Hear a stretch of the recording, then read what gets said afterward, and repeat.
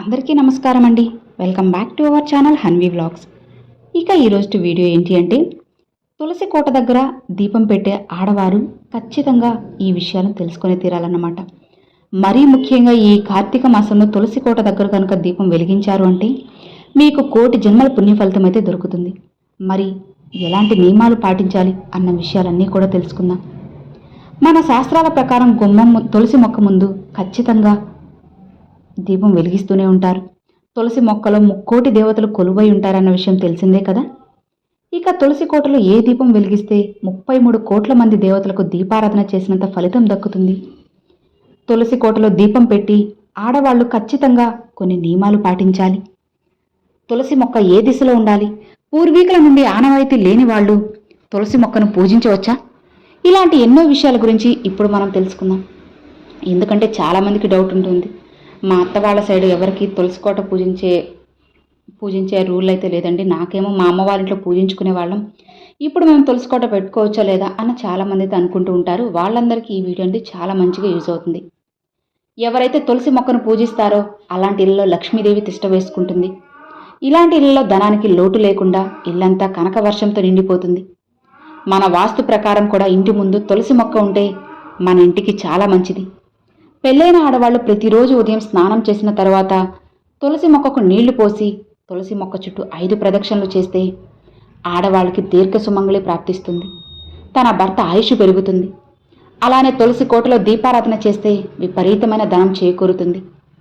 తులసి కోటలో ప్రతిరోజు దీపం వెలిగించలేని వాళ్ళు లక్ష్మీదేవికి ప్రీతికరమైన ప్రతి శుక్రవారం తులసి కోటలో దీపం వెలిగిస్తే కుటుంబం అంతా ఆయురారోగ్యాలతో అష్టైశ్వర్యాలతో జీవిస్తారు. ఇక తులసి కోటలో దీపం వెలిగించే వాళ్ళు ఖచ్చితంగా కొన్ని నియమాలు పాటించాలి. ఎప్పుడు పడితే అప్పుడు మాత్రం తులసి కోటలో అస్సలు దీపం పెట్టకూడదు. లేదంటే లక్ష్మీదేవికి కోపం వస్తుంది. ఇంట్లో ఆర్థిక సమస్యలు తలెత్తుతాయి. ప్రతిరోజు ఉదయం స్నానం చేసిన తర్వాత సూర్యుడు రాకముందే తులసి కోటలో దీపం పెట్టాలి. అలానే సాయంత్రం దీపం వెలిగించే వాళ్ళు సూర్యుడు అస్తమించిన తర్వాత తులసి కోటలో దీపం వెలిగించాలి. తులసి కోటలో దీపం వెలిగించే వాళ్ళు ఆవు నెయ్యితో దీపారాధన చేస్తే చాలా మంచిది. ఇలా ఆవు నెయ్యితో దీపం వెలిగిస్తే లక్ష్మీదేవి అనుగ్రహాన్ని పొందవచ్చు. కుటుంబంలో ఎలాంటి సమస్యలు ఏర్పడకుండా లక్ష్మీదేవి మన ఇంటిని రక్షిస్తుంది. మనలో చాలామంది తెల్లవారుజామున నిద్రలేచి తులసి కోటలో దీపం వెలిగిస్తారు. అయితే ఉదయం వెలిగించే దీపాల కన్నా సాయంత్రం సమయంలో దీపం వెలిగిస్తే రెట్టింపు ఫలితం ఉంటుంది.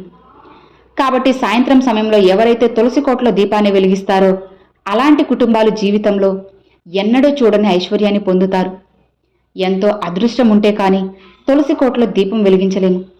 తులసి కోటలో ఒక చిన్న దీపం వెలిగిస్తే ఆర్థిక సమస్యలు తొలగిపోతాయి. అలానే సమస్త పాపాలు తొలగిపోయి మోక్షం లభిస్తుంది. మరణానంతరం స్వర్గానికి చేరుతారట. కాబట్టి ఒక మనిషి మరణించిన తర్వాత కూడా నోట్లో తులసి ఆకులను పెడతారు.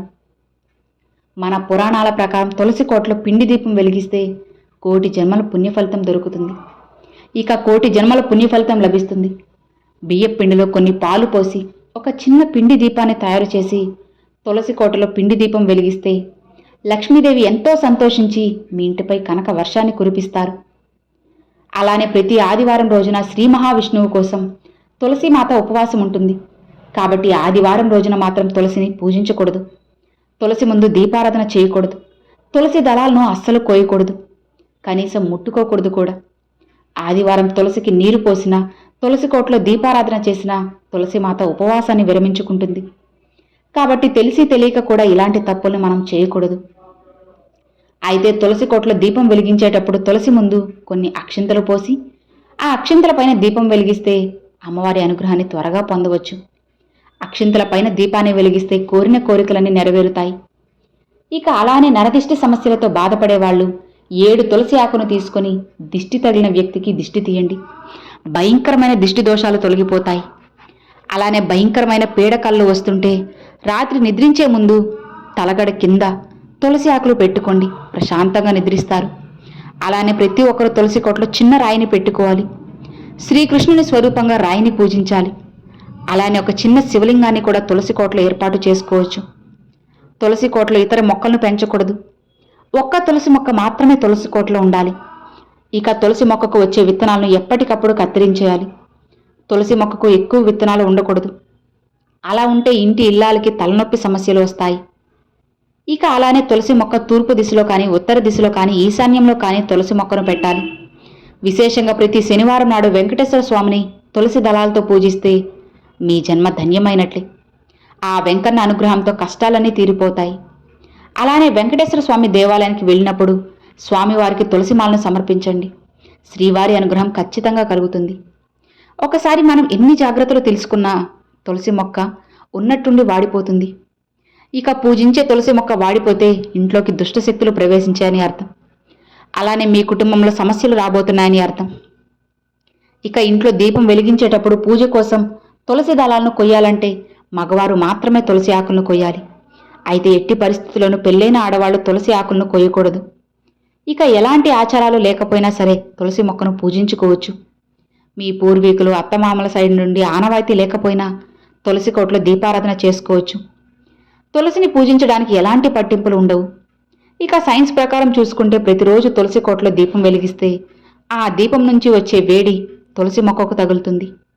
ఆ వేడికి తులసి మొక్క నుండి కొన్ని ఆయుర్వేద సుగుణాలు బయటపడతాయి. ఆ గాలిని మనం పీల్చుకుంటే మంచి ఆరోగ్యం ఉంటుంది. ఈ విధంగా తులసి మొక్కను క్రమం తప్పకుండా పూజిస్తే ఇంట్లో లక్ష్మీదేవి స్థిర నివాసం ఉంటుంది.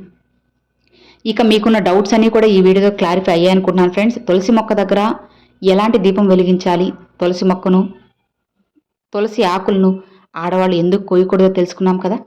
ఈ వీడియో మీ అందరికి నచ్చినట్లయితే ఒక చిన్న లైక్ చేయండి, మీ ఫ్రెండ్స్ అండ్ ఫ్యామిలీస్కి షేర్ చేయండి. ఫస్ట్గా మన ఛానల్ చూసారు సబ్స్క్రైబ్ చేసి సపోర్ట్ చేయండి ఫ్రెండ్స్. Thanks for watching.